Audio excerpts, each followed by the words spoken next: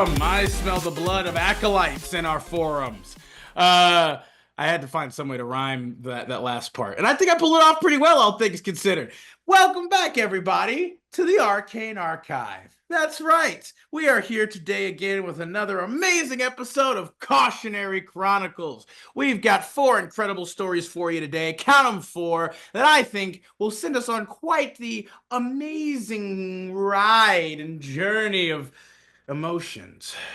You know, love, acceptance, anger, sadness, longing, all of it. I think it'll be good for the heart. What do you think, Sammy? Hmm. What do you I think missed of the that last stories part. we have? What Oh, do you think we have of the stories here? oh, sorry.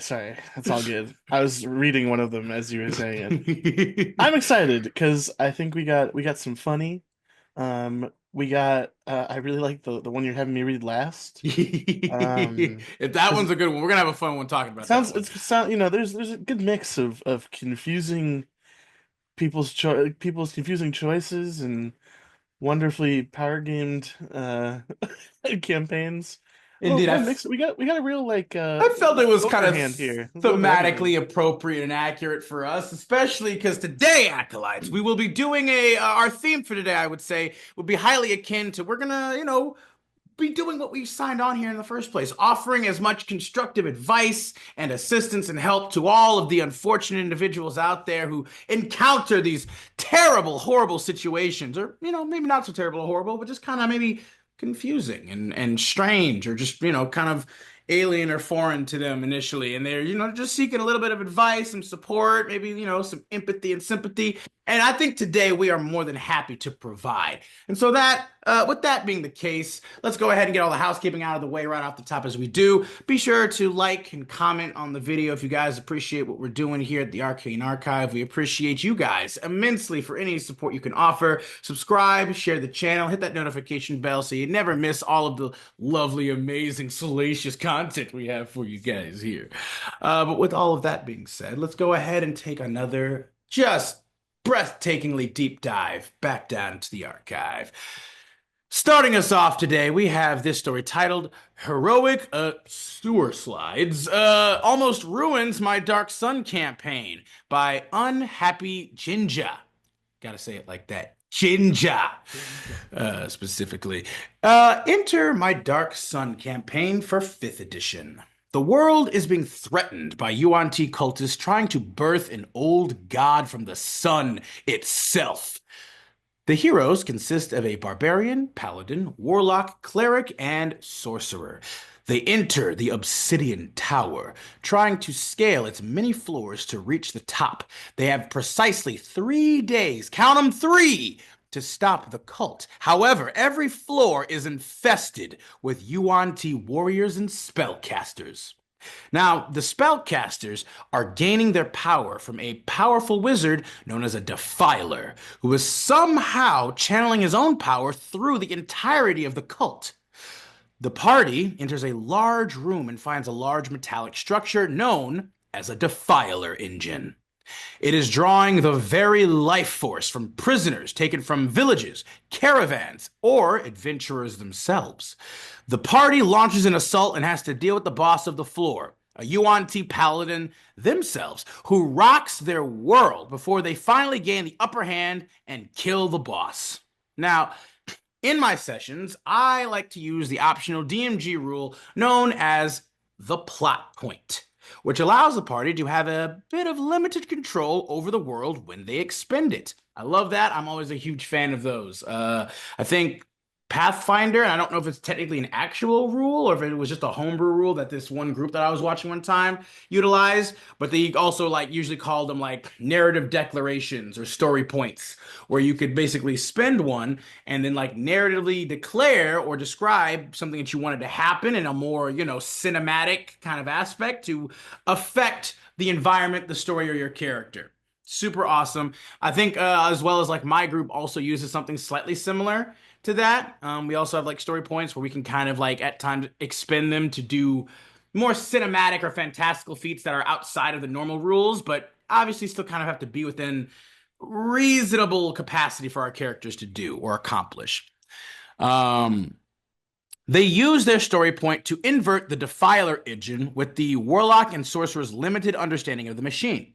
The Defiler engine sucks in all magical attacks during odd numbered turns. Their logic was that inverting it would release magical energy into the room, which it did, and now it would release explosive magic every even turn. Okay. The Defiler wizard arrives in the room and resurrects the floor boss, starting a 5v2 boss fight. The Paladin, known for his selfless nature in many other campaigns, tries to push himself and the zombie floor boss into the Defiler engine itself, attempting to remove both himself and the boss from the situation. Now, at this point, the Paladin slash tank has just died. And now, the Warlock decides that they're going to go next. He starts to channel a spell to bind the Defiler, but oh, wait a minute, just kidding.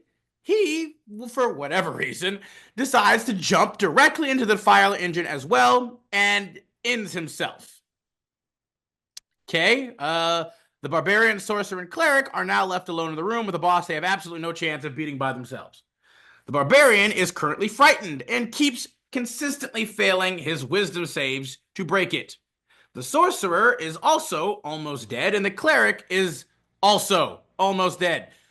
Shit. Okay, well, decided I would end the session early there since I didn't want to have a TPK within the literal first half hour of the session. The fight became suddenly completely unfair due to two players ending themselves for unknown reasons. This usually isn't a problem, however. The Paladin and I had a conversation about his story arc the night before, and he said that he wanted his story to be, kind of like this and that, and we had a lot of really interesting ideas planned, and then he just goes and offs himself. Huh. Well, the Warlock explained that he jumped in after his friend to save him, and to hopefully gain the power of the Defiler engine, which was currently spewing out the magic of the party, harming both friend and foe. Uh, yeah. Not sure exactly what to do here, but thanks for reading. Mwah! Kisses. End post. Yeah, I'm right off the bat. I'm a little confused. What about you, Sam? What you Well, thinking? this isn't really much of a horror story per se, No, in my opinion. agreed. What I will say, it's kind of terrifying to just have two NPC or two PCs just lose them, like just lose them that quickly. Now, I mean, as a DM, you could talk to them after a session, like outside of the game, and be like, "Hey, do you want to keep playing those characters? Because we can run it that they didn't necessarily die when they went into the Defiler thing." Or we can retcon like that they jumped. That at least the Warlock jumped. I guess I don't like. I'm just confused. What were their thought processes here? Because again, I guess if the Paladin wanted to quote unquote heroically sacrifice himself, I guess makes sense. But then the real question too being is like, is this the final confrontation? Like, is the Defiler Mage the one they need to defeat, or is there still technically like another whole thing that they need to do here? Because then it's like it's hard to it'll be very hard to introduce more characters, I would say, in this current uh undertaking. So I'm like, if it was maybe like a huge grand gesture with the climax of the session or the campaign or whatever, then it would be like, oh, okay, I mean, yeah, that's at least I get that. But Well, so I'm not exactly like against players wanting to end their story. Um, no, agreed. I myself am attempting to persuade my DM to let me do that in my Tuesday campaign, um, for many reasons. But uh, it's hard because it can cause problems for other people at the table, and it kind of did in this case where Yeah, they yeah. lost firepower, so then they ended up having. You lost tank and firepower, and I don't even understand why the Warlock just decided to jump in. I guess he explains like I wanted to save my buddy, but it's like, did did you ask any questions first though? Well, so Like, you thought you I'm just not. gained the power of the Defiler engine by jumping into it? Like, I'm not I'm not gonna say it's a completely stupid way to look at things. And to be fair, like you could run it to where this defiler pulls its power from another plane, and so possibly jumping into it while it's not actively spitting magic out would maybe throw you through some, hole to that plane, which would be an interesting story and an interesting way to reintroduce the characters that they get jettisoned back out, burned and ruined from this other plane full of, vitriolic power would be interesting. I And mean, well within the realm of weird magic shit that happens in TTRPGs, but true, but that would it's highly be dependent on the GM establishing that in some capacity. well, Like, if they only had a cursory understanding of it, which it sounds like that's all they had, right? yeah, they didn't really seem to Um, know exactly how it worked, no, but so all they could figure out was how to attempt to kind of harness it slightly. And that doesn't necessarily give you the information on how it actually works or where it gets its power from, et cetera, et cetera. So I think as a DM, you can make a claim either way. But that's something to talk with your yeah, that's what I players mean. about outside of Like the session and be like, look, we could do this a number of ways. Here's an option. And that is an interesting and very creative way to get that information. agreed. It's quite a hefty sacrifice to get there. Or at least it could be. Like my thoughts are, I feel like if I don't necessarily like you, I don't dislike necessarily the, at least not off the cuff immediately, like the decisions that these players made. I don't think they are just inherently bad ones. I just think that at least with the Warlock, I feel like they should have asked the GM more questions first before they just kind of flew off the handle and made the assumption that this is how that would work. Or this is what, like, because I mean, it's like, because again, if your character just straight up gets vaporized and evaporated, it's like, well, yeah, would you have done that? And again, if you didn't know that would happen, like what real confirmation of any kind? Hell, I wouldn't even say confirmation. What potential indicator or evidence did you have that would support your belief that that was the result of you jumping into an engine? I would be interested to have a little bit more background, or at least more, I should say, insight into the thinking of the Warlock character. It also sounds like maybe the Paladin character kind of did this whole thing out of left field too. Again, similar to you, I don't dislike it if a player character wants to, go out with a bang, on in a heroic climax or on their own terms or whatever. But even then, it is still something that probably should be discussed with the GM to, have a replacement at least, in the wings, and so that, yeah, it doesn't necessarily negatively affect the rest of the party who are currently still in, a particularly dangerous situation. Because then it's like your sacrifice, by all accounts, then would mean nothing at that point. Like if you take yourself out, like how they did it, like in Critical Role, right? How FCG, um, went out. The way that they did it, obviously made sense. I don't think that Sam necessarily communicated or talked with Matt ahead of time, to be fair. But also in that particular moment, it at least did make sense that if he didn't do that, there was a high chance that they maybe would have died. Like they may have been a total party kill potentially. And even if it wasn't, someone else besides FCG most likely absolutely would have gone down again. Um, and technically speaking, I mean, hell, by the numbers, FCG probably shouldn't have actually been able to take her out, but Matt allowed it to happen for its narrative significance, which is a very beautiful and fun thing that I think a lot of GMs should allow, which again, to Sam's point, maybe that could be applied here too, potentially. Um, but that is again still something that does need to be discussed with the GM in this regard. Like it's just like this instead of this being an FCG moment, this kind of smells much more of a Keyleth diving off of a cliff moment. one of my favorite It's when she's everybody's like, "Yeah, favorite. We're I'll practically gods. see." My favorite bit was think the I'll use the gust of wind to push me away from the cliffside. I Okay, think what do you turn into? A goldfish. yeah, Oh yeah, I think even the gods would kind of buckle a little bit, taking like approximately 300 to 500 points of damage in a single moment. Like that's it's it's a fun one because an avatar of Tiamat has like 700 health yeah, that's what I'm saying. baseline. That's So that's like that's that's almost still half. That's almost half. That like it could approximately potentially be between half to Three three quarters. three quarters their health. So I mean, it's like Yeah.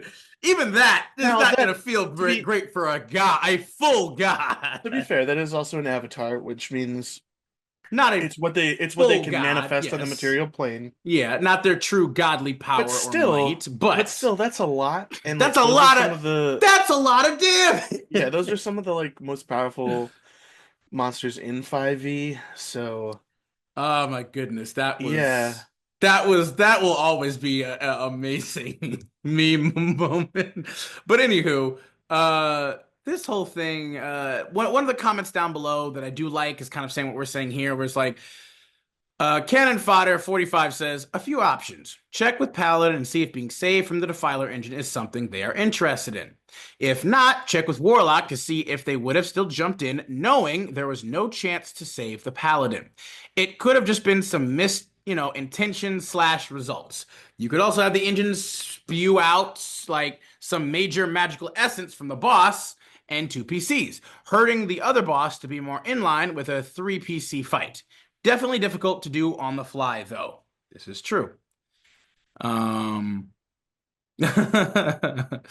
Again, definitely not like a horror story, but it is, I can understand at least, like it probably feels like a horror story because it's like you had this really awesome badass encounter plan, and then all of a sudden two of your players just basically just delete themselves out of nowhere, like completely out of like, out of your plans, and you're just sitting there like, oh.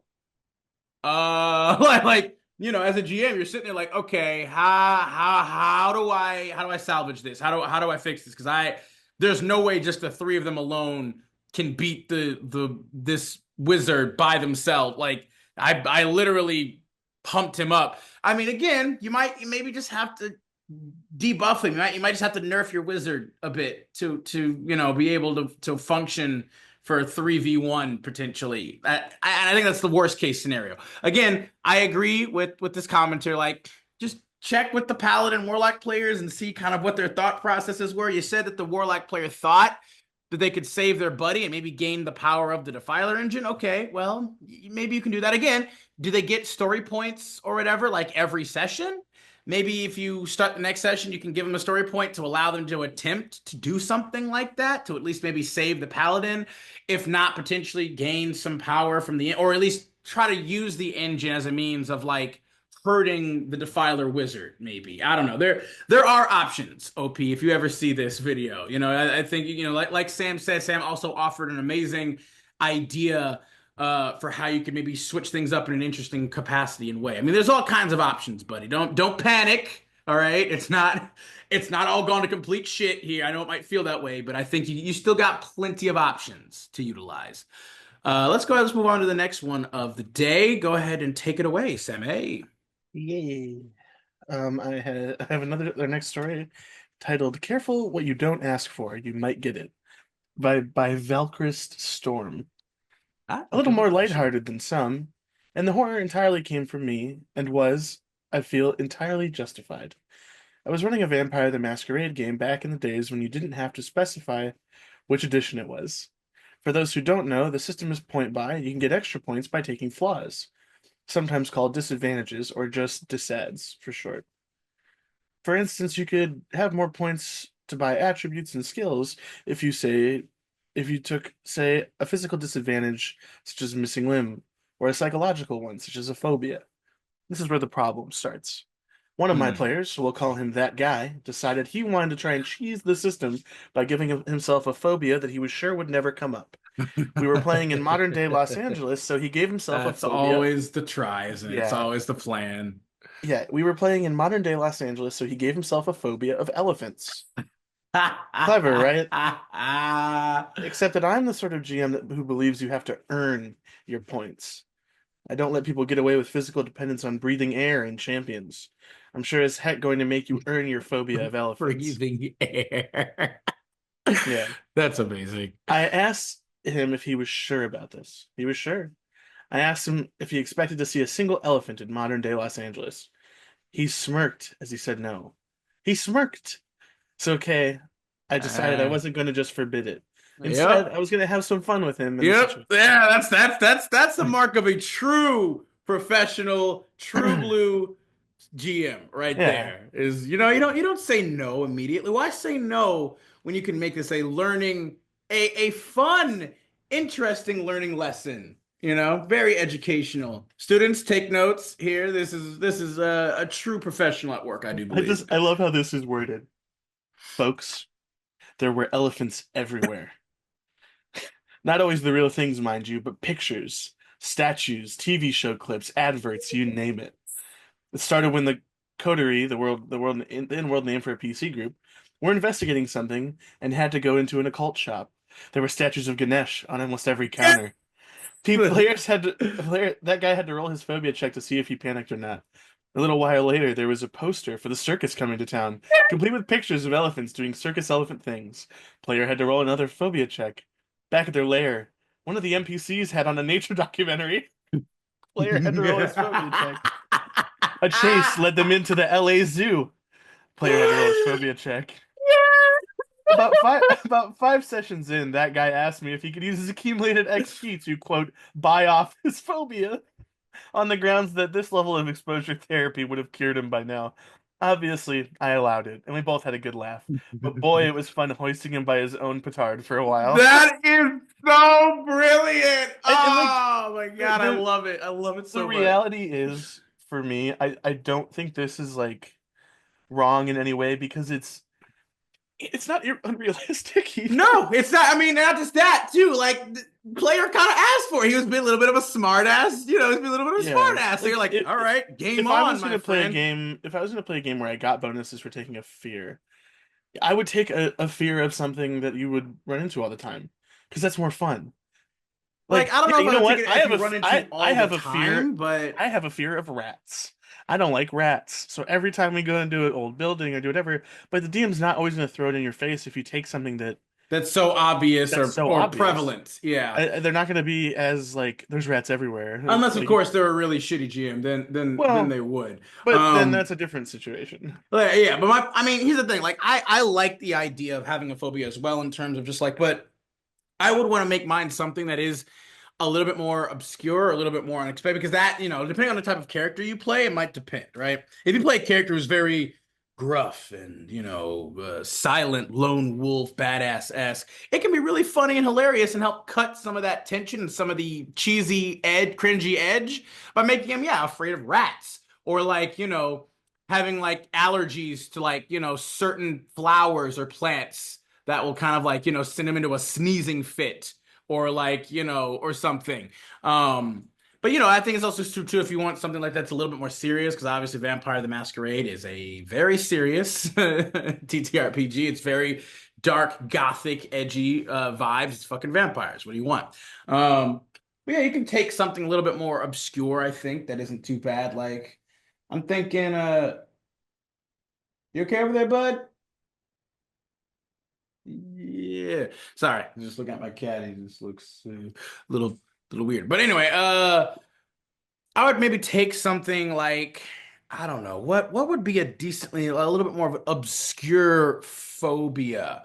Um like being stuck in like type like claustrophobia, being stuck in maybe like really tight spaces, right? For a longer period of time. I think like I like that idea because again it's something that the GM can absolutely utilize against you at moments and things where it's like, but it's also not something that you necessarily have to worry about a ton, especially if you have the ability to, usually break out of things. But it's like it's the fear of being, stuck, right? Maybe not even specifically claustrophobia, but the fear of being stuck or confined in something like that. That would be, I think, a nice fear that can be utilized realistically. Uh, but I absolutely fucking love this shit, dude. Like, again, nothing better than when somebody tries to gank the system, like in a stupid way, not even like in an impressive or like whatever or imaginative way. They're just trying to like get like a nice easy little pass and sneak one by you, and the GM's like, all right, bet, let's go, let's see it, and just absolutely lambasts them. And again, like Sevi said, none of this is unrealistic at all. It's not like he literally made just elephants. Like he didn't bring Loxodon people into this world. He didn't make them like, anthropomorphic elephant people or just had elephants, storming through the streets, or he didn't make it like, make them, oh, you're in India and whatever the hell, you know what I mean? Like it's like it, yeah. Everything that he depicted and showcased was all fair, realistic, and completely factual. Like it, very well done. Again, as I said, students, take some goddamn notes. This is truly the work of a master right here. Valkyrie Storm, we at the Arcane Archive salute you, our friend. What else you thinking here, buddy? What do you think? Like I see down at the comments, like one of the dudes literally says, he's like, I mean, that's quite realistic. I have the Yeah, phobia of that's sharks. Yeah. And you can't imagine how often people put random sharks pictures for deodorant commercials or trailers or for any kind of documentary.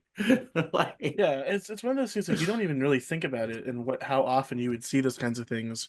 But like if you're actually afraid of something, you probably see them everywhere, even when you don't see them. You're seeing the visage of something even when it's not there, which would be even more terrifying. I love it.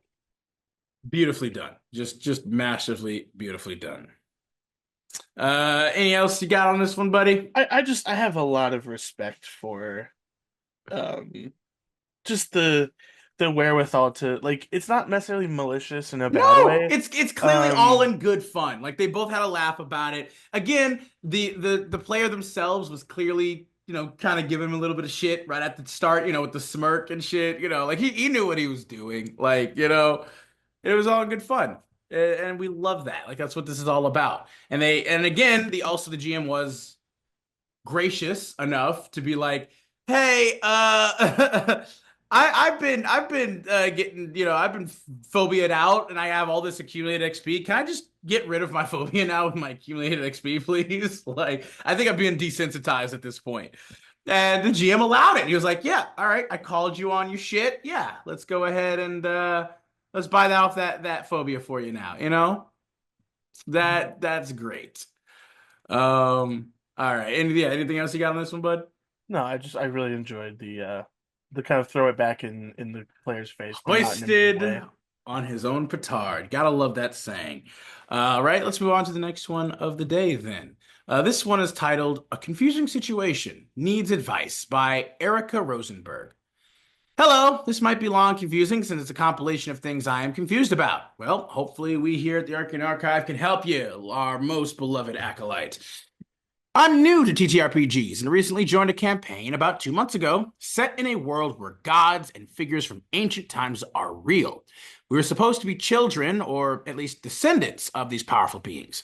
And it's kind of loosely based on the whole Percy Jackson series, which I admit I have never read, but the whole concept of mythology piqued my interest. I also am a huge fan of that. I like this concept a lot, personally. Like, this is always a really cool one. There are 5 players in total. I'll be using the name of the gods they're claimed by since we didn't really have classes. We're all supposed to be demigods. One, Shinto, specifically the god or goddess Ame no Uzume. Greek, specifically the gods Ares and Apollo. Egyptian, the god Anubis. Norse, the god Odin.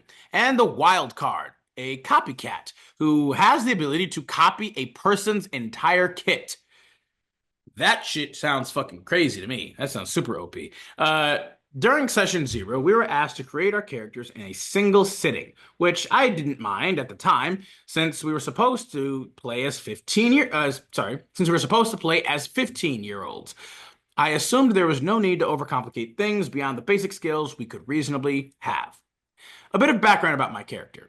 Ame is a shrine maiden from the Tsubaki Grand Shrine and a member of the Sarume clan, which is said to be the Sarume clan, which is said to be a direct descendant line of Ame no Uzume and Sarutahiko Okami. Gotcha. Sorry, I'm kind of butchering these things a bit here. Sarutahiko Okami. Her parents are alive, love her dearly, and she loves them back. Because of her lineage and upbringing, she is innately talented in traditional dancing, cooking, and throwing needles. Her parents may have also taught her a thing or two about herbs and how to make stuff with it.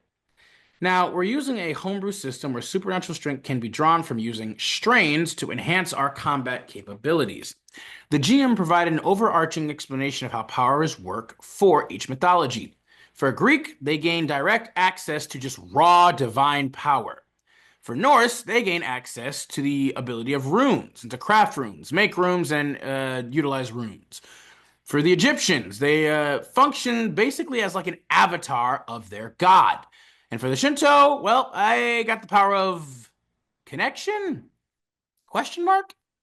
According to the GM, connection means aligning the soul to one of the aspects of a kami or god. This changes the mind and body and can manifest in different effects. However, to this day, I still do not fully understand what it actually does. Ame is tied to Ame no Uzume's aspects: dawn, mirth, meditation, revelry, and the arts. Here's how they seem to work.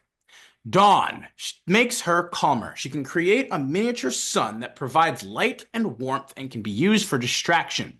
It also has a calming effect on her surroundings.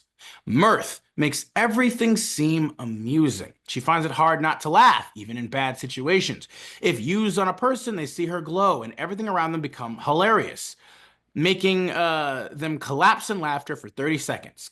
Meditation heightens her awareness, but if she gives in too much, she becomes detached and slow to respond. This one feels the most complex. We have revelry, makes her feel like every moment is a celebration, almost to the point of intoxication. She can control it, but can also make others feel similarly drunk. Arts floods her mind with the memories of artistic mastery. She becomes proficient in any art form while connected to this aspect, limited to only Japanese stuff. Spoiler, none of this was helpful.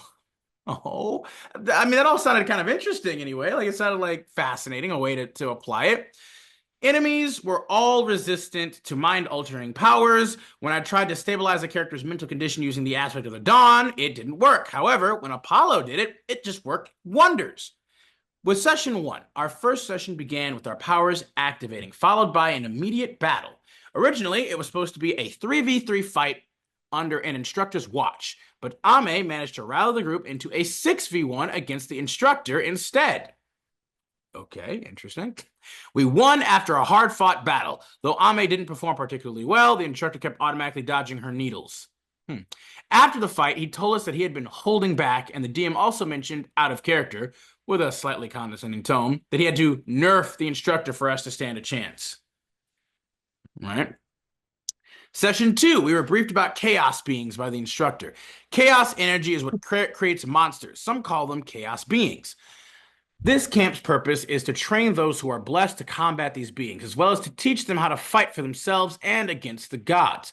This energy coalesces in the real world and in various locations.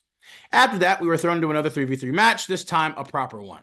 Ame was grouped with Anubis and Ares, while the opposing team had Copycat, Apollo, and Odin. Ares had yet to awaken his power, but could still use divine energy. Anubis was completely unaware of his abilities. Copycat copied Apollo's powers, and instead of rolling separately, their roles were combined as one. Okay. Apollo had an ability called Songs of Apollo, which allowed him to heal when playing the harp.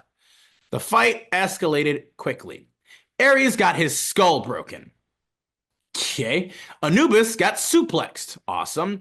Both were essentially off-screen. That's less than awesome.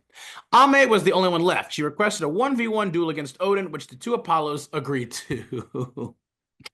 This fight was enjoyable because Ame actually got to trade blows, her needles versus Odin's summoned crows and arrows. May was hit by 2 arrows.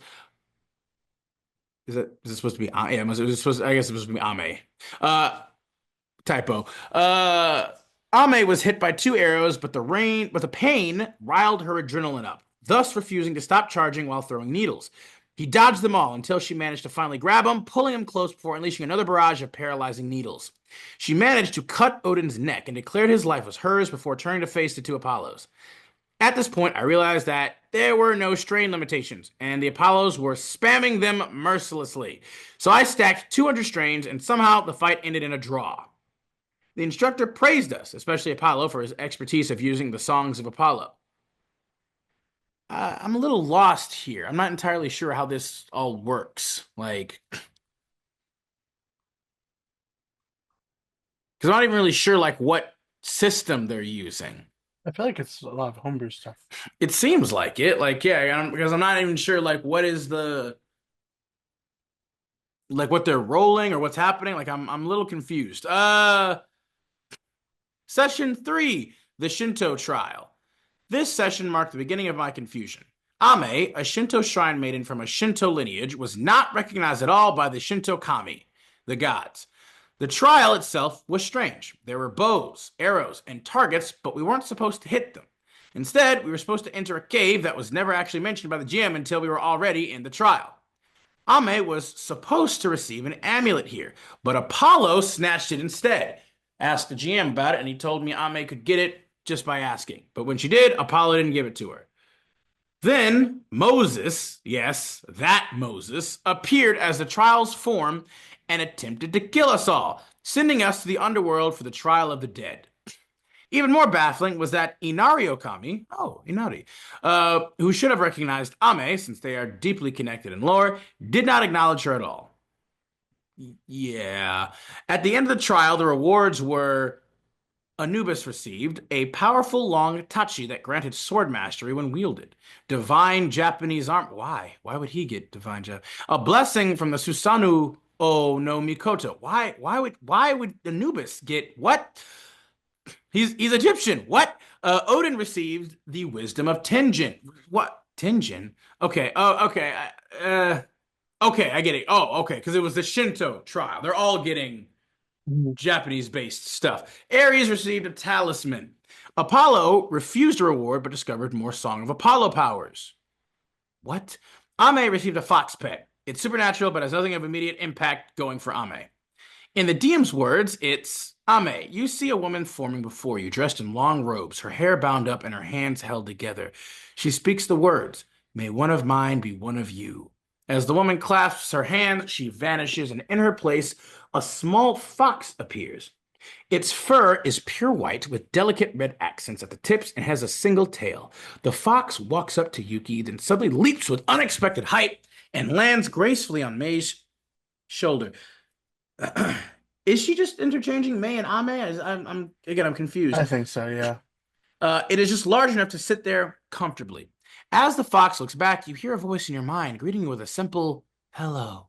I made Mei or Ame attempt to communicate with it telepathically as she senses a bond with the fox, despite having just met. The fox responds in a voice that sounds weak yet conveys a clear message. I'm connected to you. Speaking is difficult. Okay, TLDR, a baby fox spirit without anything special going for it at the moment. Well, this gave me an idea though. So I sent my idea to the GM and wondered if it could happen. Another idea I've been considering for Ame's assimilation is a trial called the Tamamo no Mei trial. The concept, maybe it's autocorrect or something. The concept is that to fully awaken the power of a nine-tailed fox, Ame must be judged for all her past wrongdoings as a Tamamo no Mei. The form Mei became once her soul merged with the fox. Since, as you mentioned, the fox has no memories, it would be an interesting twist if the Kitsune Ame assimilated was Tamamo no Mei without her memories. The changing of the name is really throwing me off here. Like I'm like, is it supposed to be Tamamo no Ame or is it actually Tamamo no Mei? I'm not sure.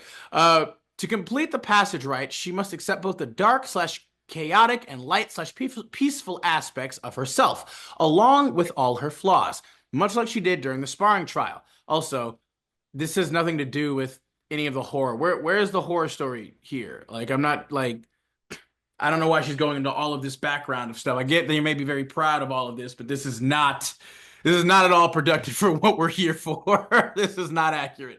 Uh this would help justify Ame's transition to chaotic neutral. For context, Tamamo no Mei was a legendary fox spirit who came from China to Japan as the emperor's most favored courtesan. She was later accused of causing his illness, hunted down, and ultimately sealed away in one of the sacred Shinto items called Seisho Seki, Killing Stone. However, her soul was eventually purified, and to symbolize this purification, the merging of two souls was used. This makes it logical that after the assimilation, Ame would inherit the title. Okay, so maybe Mei and Ame are different then. May is the fox then? Bless you. Yeah, I can't Uh, tell. It's very confusing. Shinto. Yeah, like.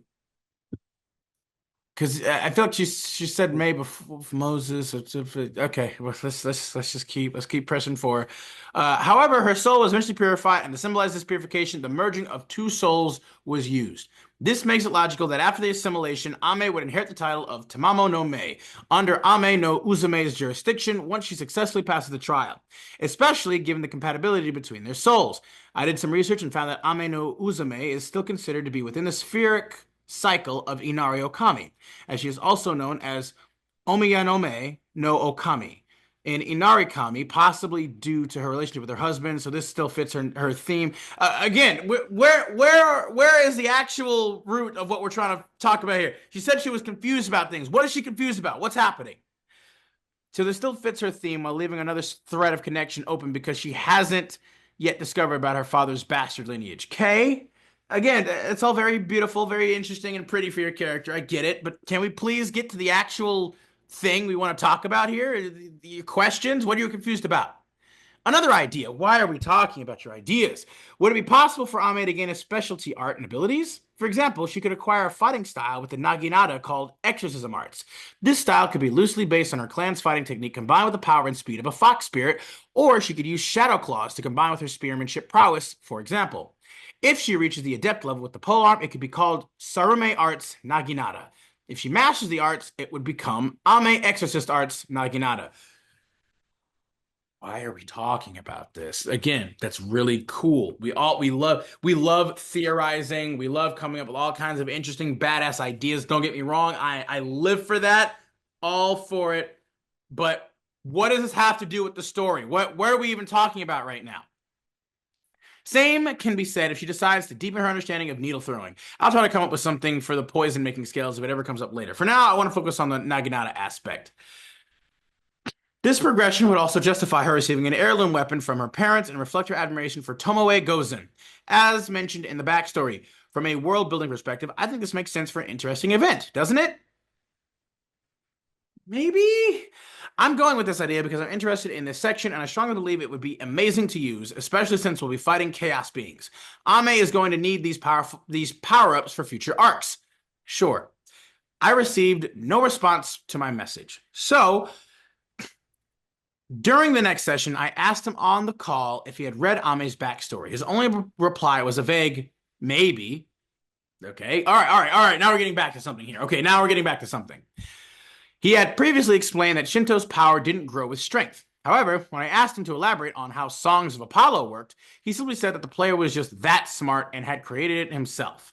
But what about mine then? I designed Kagura dance as one of Mei's talents. Okay, yeah, so, okay. Hoping it would allow her to support the entire party by offering herself to the path of the arts to appease her kami. Yet, the GM didn't seem to acknowledge it. I put effort into researching the aspects, folklore, and mythology behind it, only for him to say, Ame gains a deeper understanding of X, without anything meaningful actually happening afterward.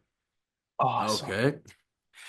When she visited the Shinto camp's cafeteria to mingle with other students and gather information, she gained nothing. Meanwhile, Apollo is somehow able to visit every camp and befriend major characters. Oh, and Anubis? He's already met the majority of his pantheon's gods. During today's session, this happened. Apollo later disappeared, presumed dead, but was likely in another realm, which Anubis also followed him to.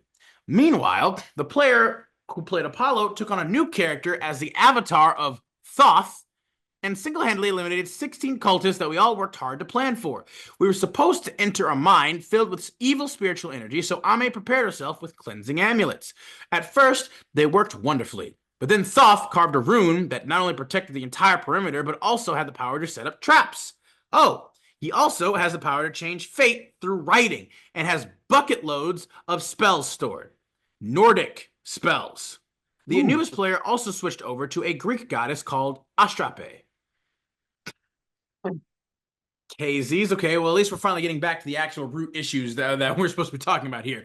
There's definitely some hella DM favoritism going on right off the cuff, at least from what I'm sniffing. Some things that I did not mention before posting.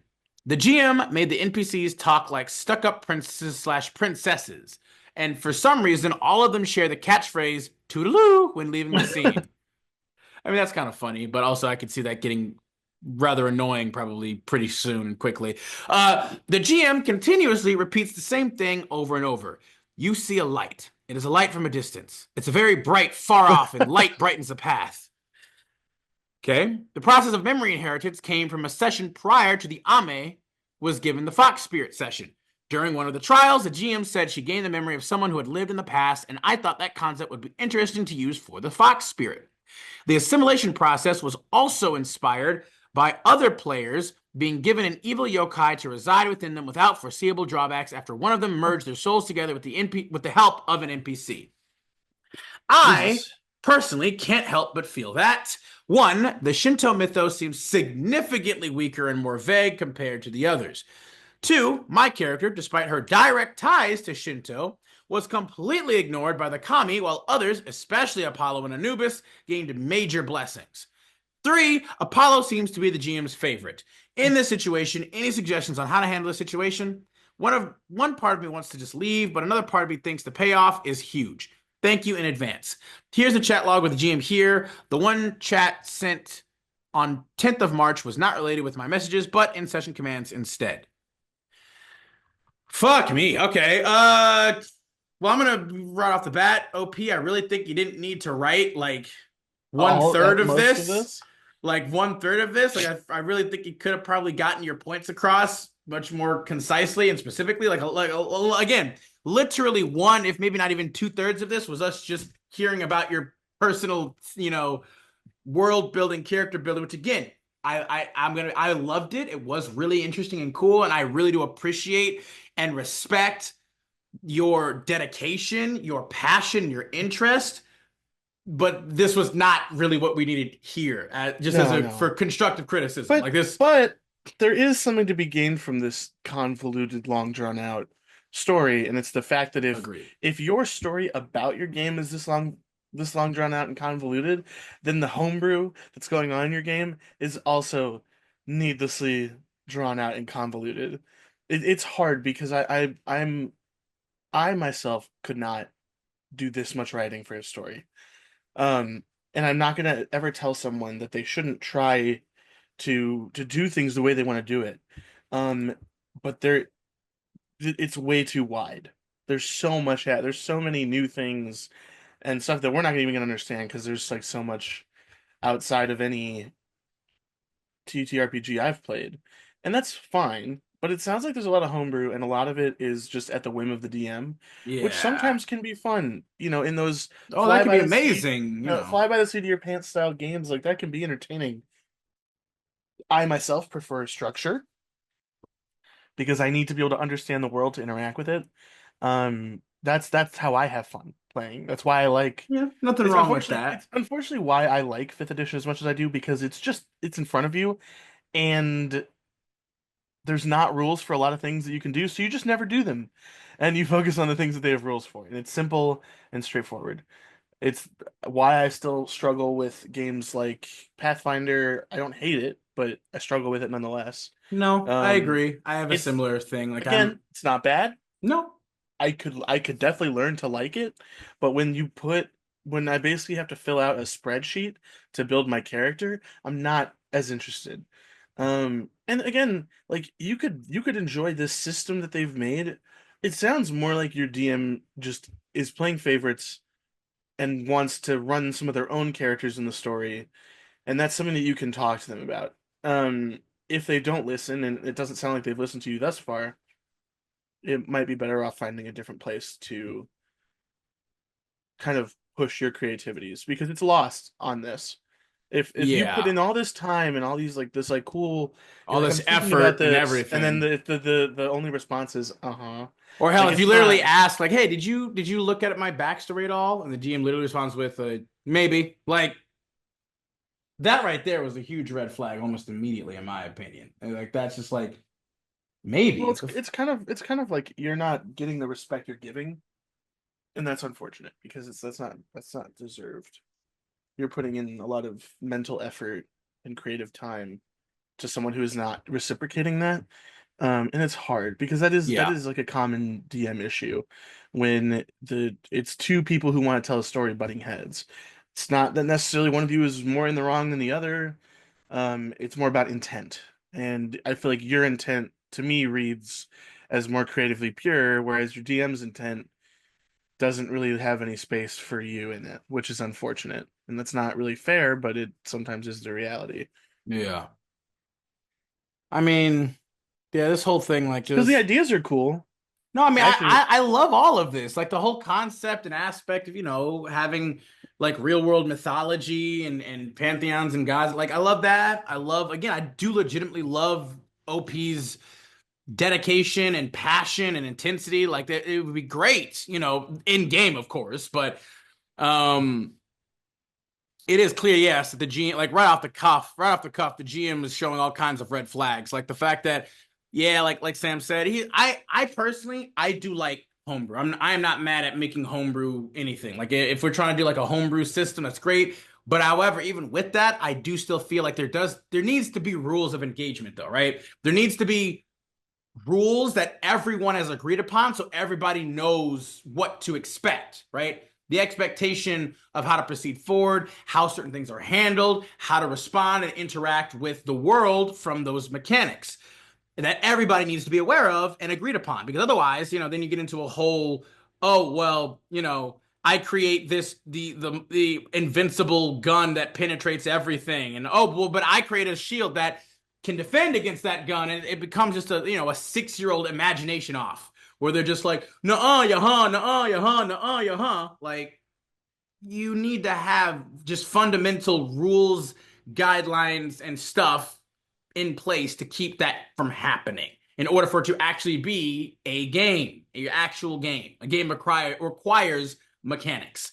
And I'm not entirely sure what it is here. I don't know what they're basing all of this off of. And on top of that, it is clearly a very heavy GM favoritism esque thing going on, which is never great. And yeah, like at the very least, though, it seems like OP is getting like a lot of response though from people in the comments too. Like they are going ham with the huge paragraphs, like dissertation responses. Which, hey, I mean, I like that she's getting the energy she's putting out. So hopefully, OP, if you ever see this video, again, no shame at all. In fact, I love your energy. I love your intensity. Again, just with the constructive criticism of like, try to maybe condense or at least make things a little bit more directly applicable to the topic of discussion at hand.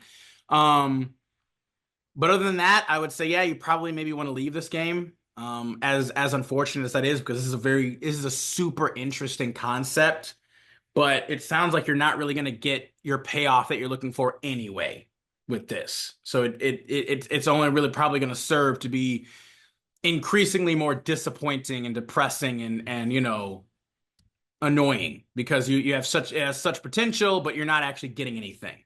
That's unfortunately just the case. It's never fun to necessarily have like one or two players have a clear favoritism and advantage in everything. Like that just doesn't ever really feel good. no. Anything else you got about this one, bud? All right, let's go Um, ahead. Let's move on to the last one then here. By all means, please take Alrighty. us out.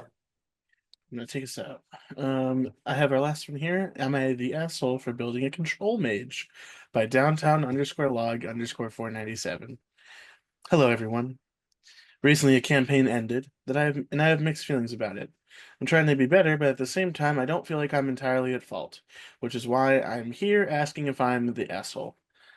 Starting out, the system we were playing was Pathfinder First Edition, specifically the Spheres of Power version, which lets players kit out their characters with talents so martial types can do more than full attack slash charge on rounds, and casters have new spells that to work with, but it makes them specialize more heavily over something like wizards slash clerics who have a book of spells to pull from. To summarize, a level 5 character in Spheres usually has a lot of the same features a level 10 to 12 character would have via feats in regular Pathfinder, and it would go up from there. I've heard of this system before. I'm not super familiar with it, but I have heard of it. Um, when the campaign started, the DM asked us for us to not build strong characters on purpose and focus on having fun, since it'd be more exploration focused than combat. The whole party consisted of 3 melee DPS and 2 casting debuff supports, me being one of them. No one was playing tank or healer. 2 of us could do healing out of combat, and one of us was good at restoring it across the party, but no one could out-heal the damage we'd normally take during fights. The DM ran combat like Pathfinder Society, where there'd usually be 3 to 4 consecutive encounters with no long rests in between. Combat always started with all party members within 5 feet of each other. Bosses got to go first and had multiple turns in the initiative. A dragon with a D4 breath recharge would get 2 rounds counted instead of one. Likewise, if they were being debuffed for X rounds, one turn counted as a round for them. Oh, I see. So they would still get a turn even if they were being debuffed. Yeah. Mobs outnumbered us roughly 2 to 1, with 80 to 100 HP each. The enemies were usually in tactical positions against wherever we started, while usually all having some form of AoE attack. People who did well in the initiative managed to get out of the splash zone usually, but otherwise everyone took unavoidable damage out of the gate. By the end of most dungeons, we were alive with less than a quarter HP and no heals left. The whole campaign, we only got to loot enemies twice and received around 20k gold by level 8. My character was an elf druid who focused more on nature magic, using spells that would affect areas to debuff or immobilize enemies, while the animal companions slash summons would try to soaking up some of the damage, while the DPS members did their part. Other than that, my damage was 5d6 fireball to chip at the mobs, and an air geyser that would yeet enemies straight up for then have fall damage on a failed save, 8d6. Unfortunately, the campaign devolved into an arms race from there. For example, I put out a spell like Pit that mobs would have to get out of or go around, and now most enemies have the ability to fly, teleport, climb, or burrow out of it. The most contentious spell was an animated tree that I could create anywhere in a 200-foot range. Give the ability to move and attack slash debuff, which gave the party a tank. The best thing it did was the ability to taunt an enemy, so hostile actions could only target it for a few rounds, while it could also opt to do no damage at all um, on hits and cause an enemy to be fatigued, exhausted until they spent a full round clearing the condition. So yeah, that's a debuff tank. I mean Um, that's pretty effective from everything I'm looking at it. Like that sounds yeah. badass as hell. Skipping to the last session, we were fighting 2 dragons that also had sphere features. Okay. Yeah. Yeah. Dragon number 1 is a blaster caster, and dragon number 2 is a martial type who would lock you in place and perpetually knock you prone if you tried moving around it or missed an attack against it. Ugh. Cool. Halfway through Coolsies. combat, Coolsies. the DM locked me inside a hurt box that I couldn't leave, and the others couldn't get through on a corner of the map with the blaster dragon. Trying to survive, I managed to barely stay out of melee reach, grounded the dragon that had been flying until that point, held it in place, and put it in a situation where it had to pass concentration checks to try throwing more fireballs at me. In response, it somehow kept rolling ones on the breath recharge time behind the DM screen and was hitting me twice with breath attacks every round after that. Wow. That's cheaty.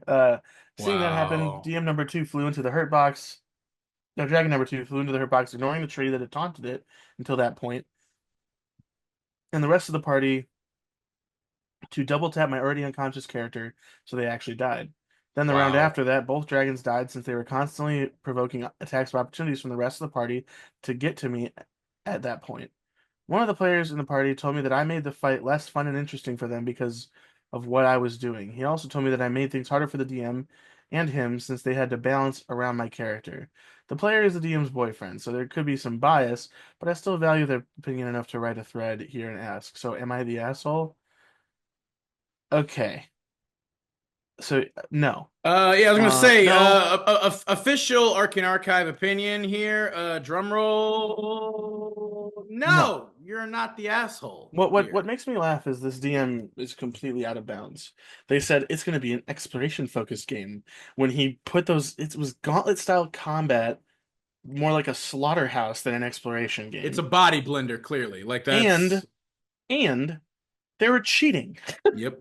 It's fucking obvious that they were cheating. Multiple times. Multiple times. Um Not even once or twice or whatever. and Like, there are some people in here that I they're like there was one by Zaranak, Forever DM here, it can be annoying to have a PC in your game who negates your monsters and keeps them from showing off their cool abilities.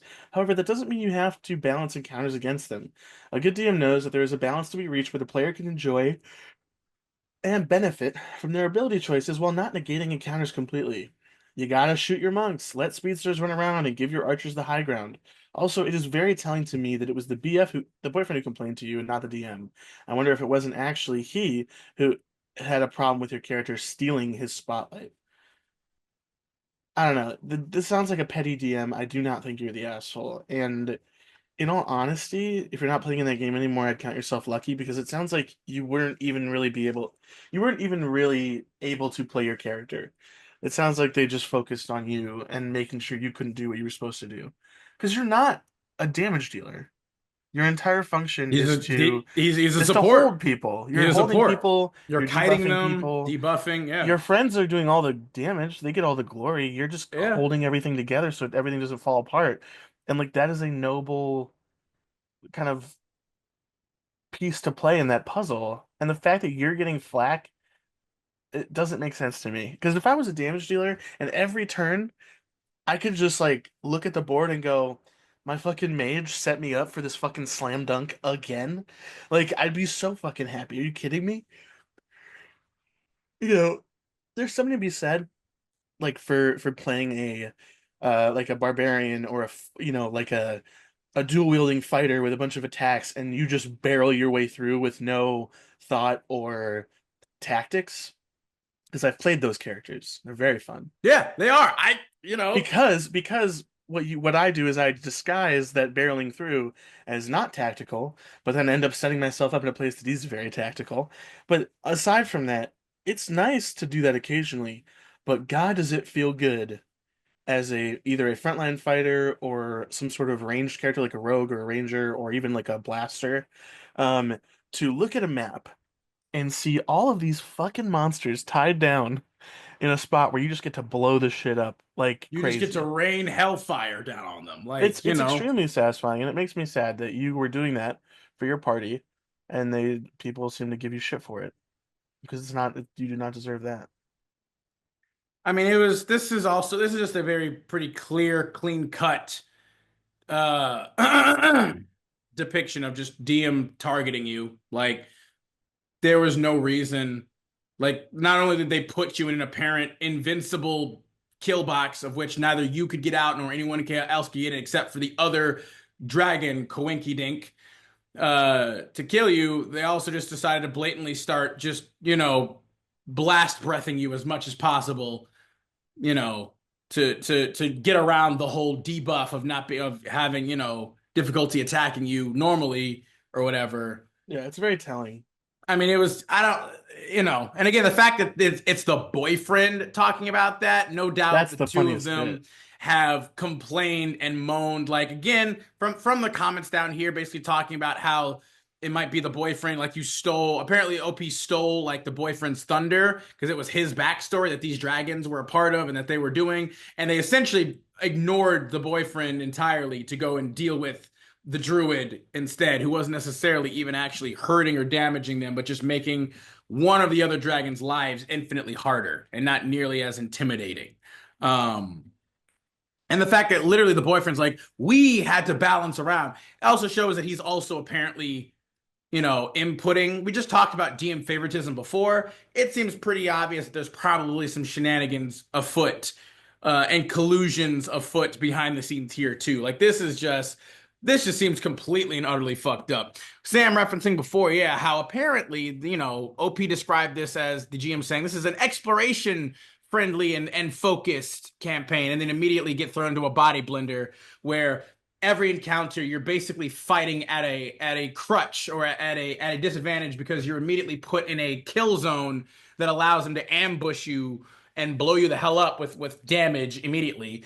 If you're already giving your bosses like I don't dislike the mechanic or the rule of like, certain like high level boss monsters or enemies giving two turns, right? Getting two turns around.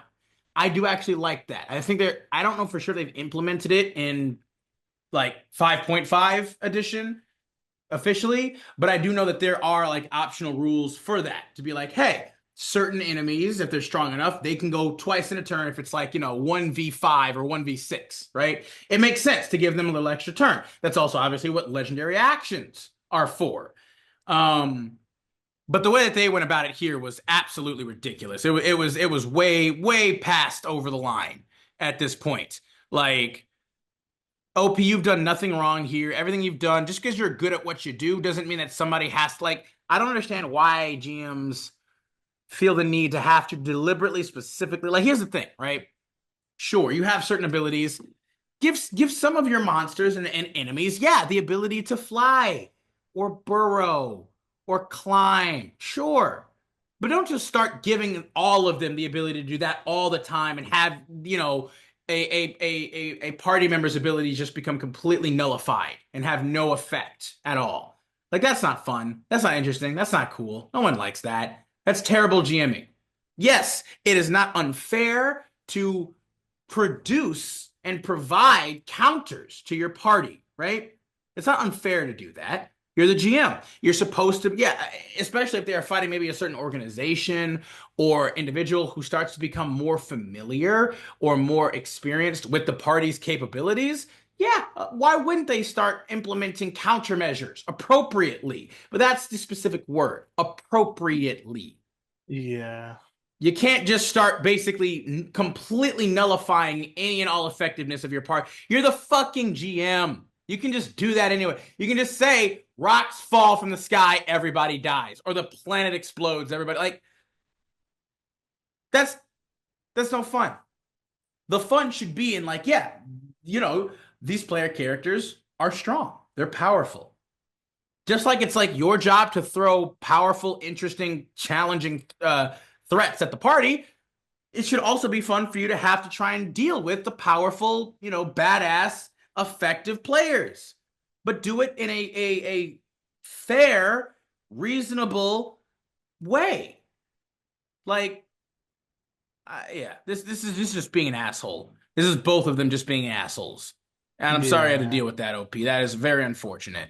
You are not the asshole here. They are 100% the assholes. Uh, anything else about this, buddy?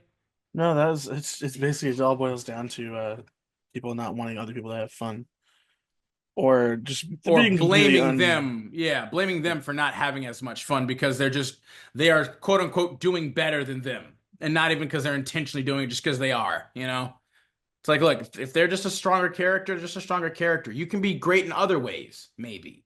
Like, but everybody starts to do the competition. It's supposed to be cooperative. It's supposed to be cooperating. It's not supposed to be competition. yeah. Anywho, I do believe that that's all that we have for you guys today. If you guys stuck with us this long, we appreciate you immensely. Love you guys. Be sure to again like and comment the video, subscribe and share the channel, hit that notification bell. And as always, thank you so much for any and all support you can offer. We hope you guys have a great rest of your day, and we'll be sure to catch y'all next time when we dive back down into the archive. So You long, y'all. guys.